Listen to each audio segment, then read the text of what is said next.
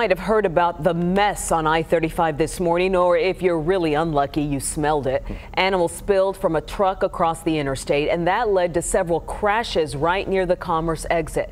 News 8's Sebastian Robertson takes a closer look at what it takes to clean up one heck of a mess.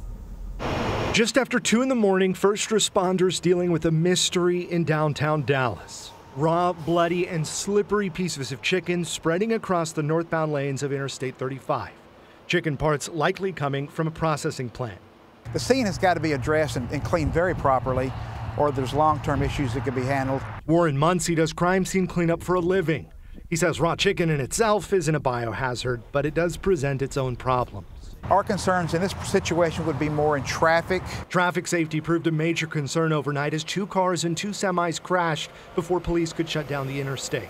No person was injured. From there, TxDOT crews could head down the long road to clear waste. Where they're removing the byproducts and stuff, they're reclaiming them, placing them in a central location where they can be placed in containers, leak-proof containers, and be transported off-site. Raw chicken may be a rarity on the interstate, but it isn't the first spectacle. This is expected to keep the highway shut down. You may remember this scene back in June. Some classic cowboy action, as you can see here. An overturned tractor trailer freeing dozens of pigs on Interstate 45.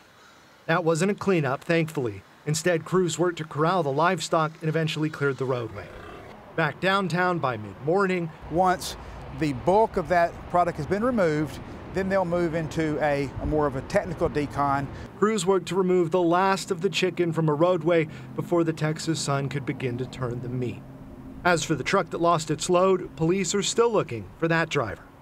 In Dallas, Sebastian Robertson, Channel 8 News.